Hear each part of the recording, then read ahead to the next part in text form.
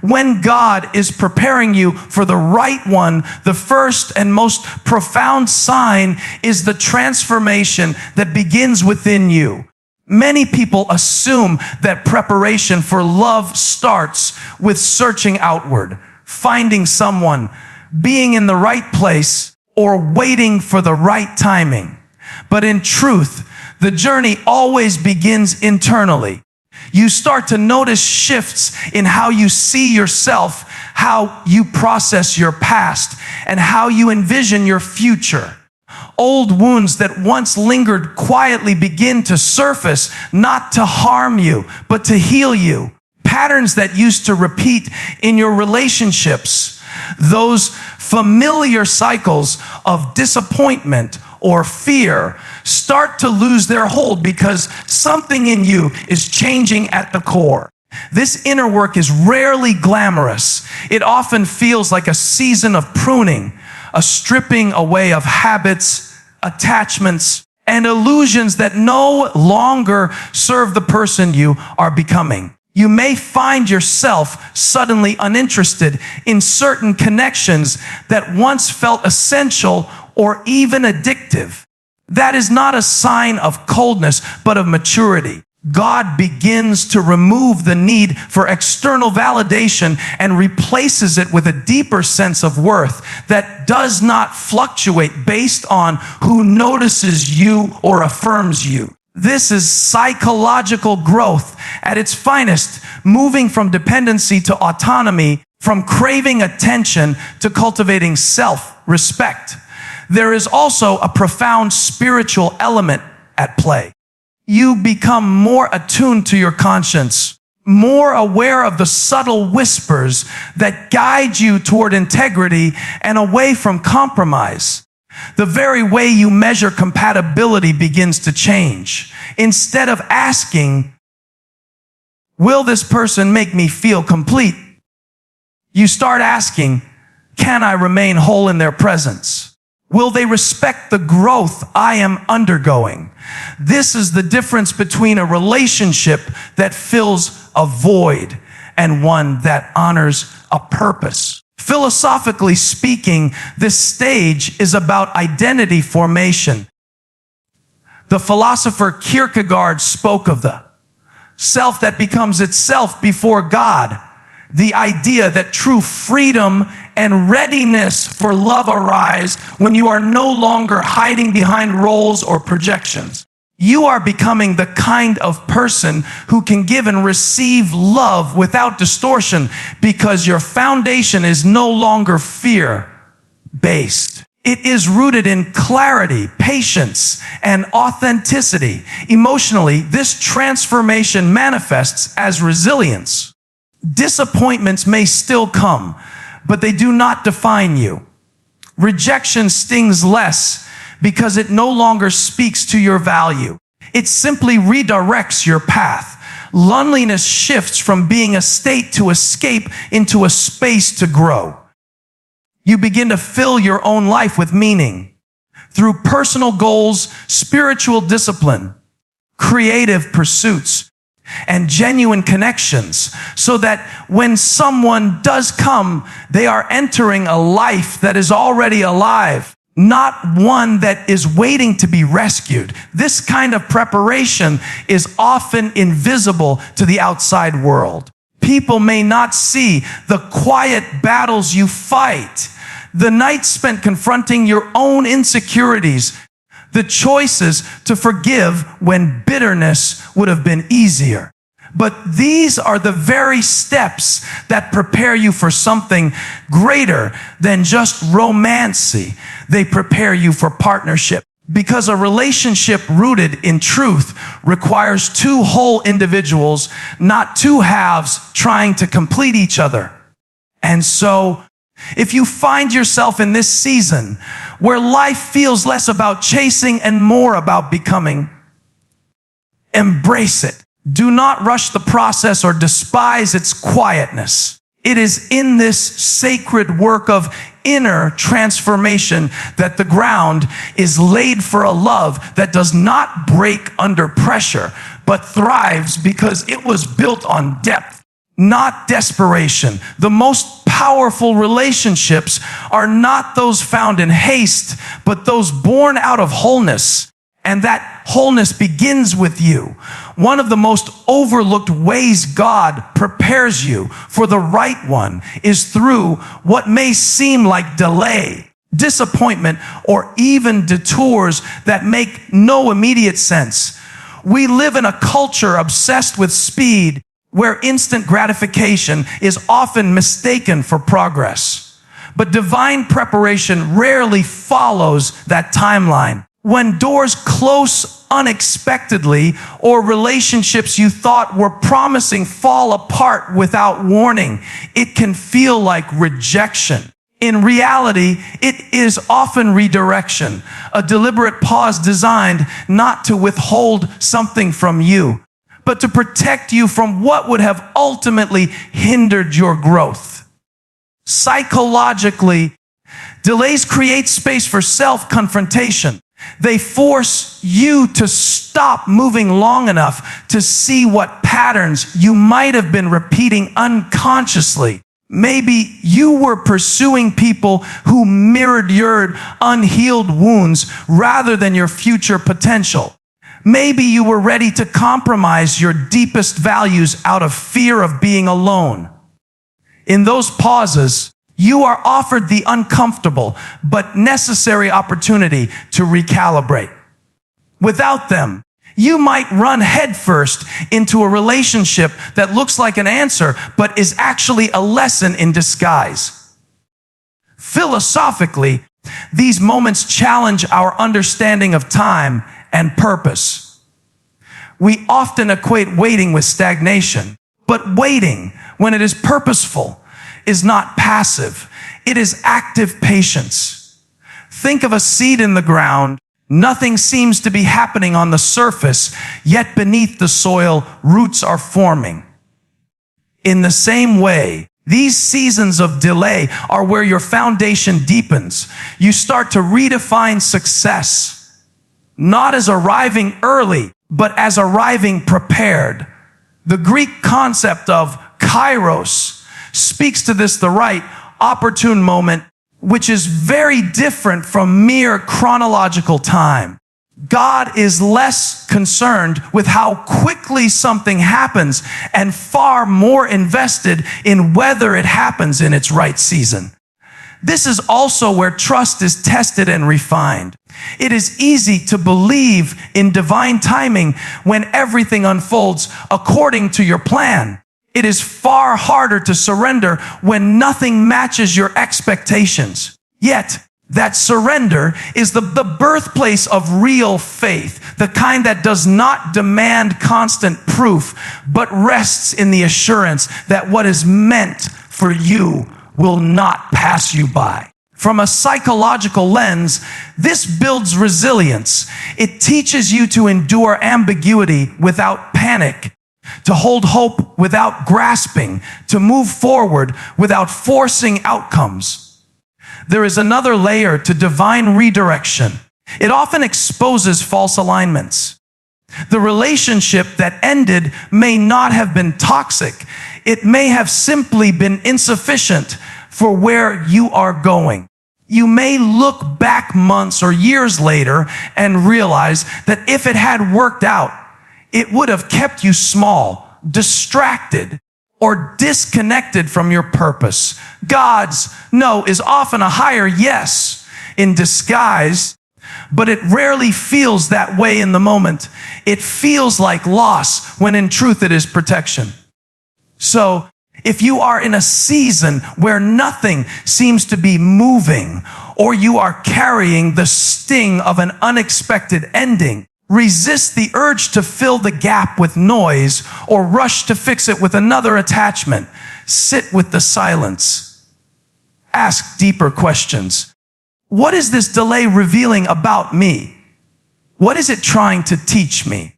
Because the very setbacks you resent today may become the precise reasons you are ready for the right one tomorrow. The delays are not a detour from the path. They are part of it. Trust that divine timing is never late And the right relationship will not arrive a moment too soon, nor a moment too late. Another clear sign that God is preparing you for the right one is the sharpening of your discernment. This subtle but profound shift in how you see people, situations, and even your own motives. Discernment is more than intuition. It is a refined awareness that emerges when your inner world becomes quieter. When your fears and fantasies no longer drive your choices as strongly as they once did. Suddenly, you begin to notice things you used to overlook: the tone behind words, the consistency behind actions, the alignment or misalignment between someone's values and your own. What used to impress you might no longer move you, and what once felt like love may now look more like attachment or need. Psychologically, this stage is about clarity emerging from maturity. We often underestimate how much our earlier desires are shaped by unmet needs, childhood imprints, or cultural conditioning. Perhaps you once sought people who validated your insecurities because that felt familiar. Perhaps you confused intensity with intimacy because chaos was what you knew. But as discernment grows, you stop confusing noise for depth. You start to ask deeper questions. Does this person bring peace or chaos? Do they respect boundaries or test them? Do they encourage growth or demand shrinkage? These questions are not rooted in paranoia. They are the natural language of a mind and heart that have been refined through waiting, healing, and reflection.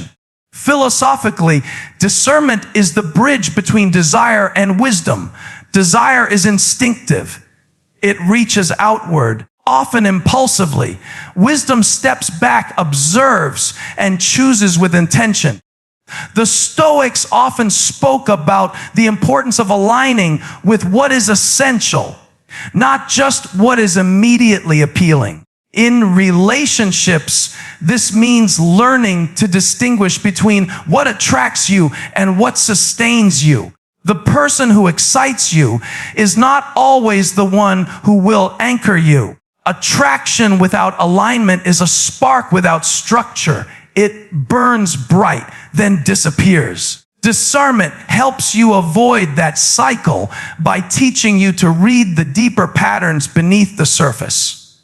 Spiritually, heightened discernment feels like a gift. You sense a kind of divine whisper in your decisions, a quiet nudge that says, pay attention here, or step back there. Sometimes it reveals itself as a deep unease that you cannot logically explain, yet it turns out to be correct.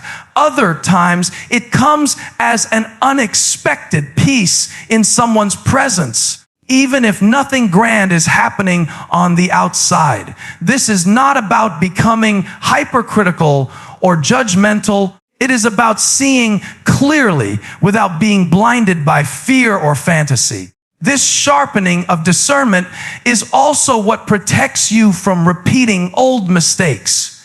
It equips you to recognize red flags early, not after your heart is already entangled.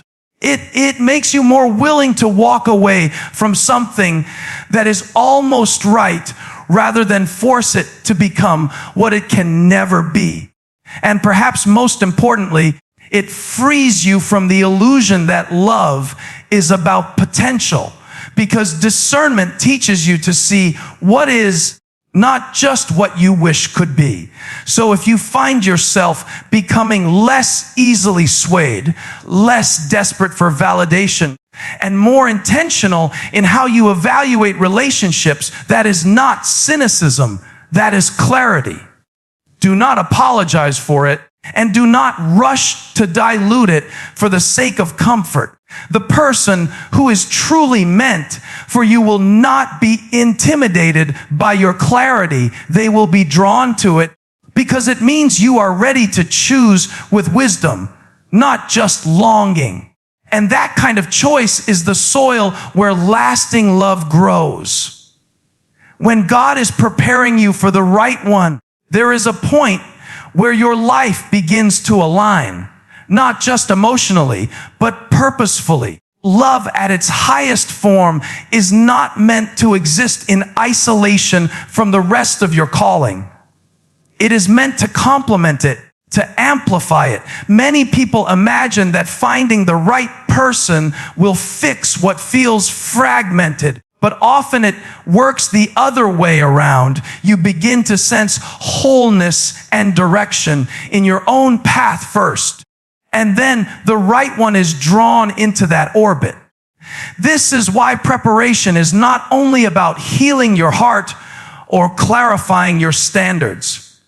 It is also about aligning your mission, your values, and your rhythm of life with something greater than yourself.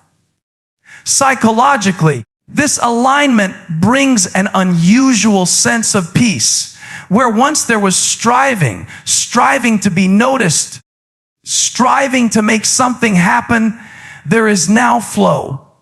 You begin to see how your personal growth connects to something meaningful. Your work, your faith, your contribution to the world. This peace does not come because everything is perfect. It comes because the noise of inner conflict starts to quiet down. When you know who you are becoming and where you are heading, the question of who will walk beside you becomes less frantic and more discerning. Philosophically, this is the stage where love moves from being a mere feeling to being part of a larger framework of purpose. The ancient thinkers often wrote about harmony as the highest state of human connection. Not just emotional harmony, but a harmony of virtues, of shared vision, of mutually reinforcing lives.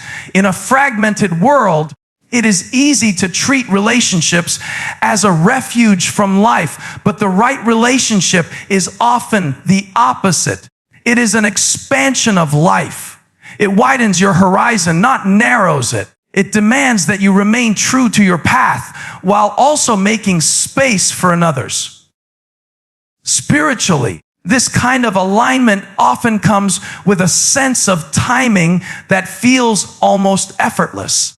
You notice doors opening that once seemed sealed shut, opportunities aligning with your values, or a sudden clarity about what no longer fits your journey.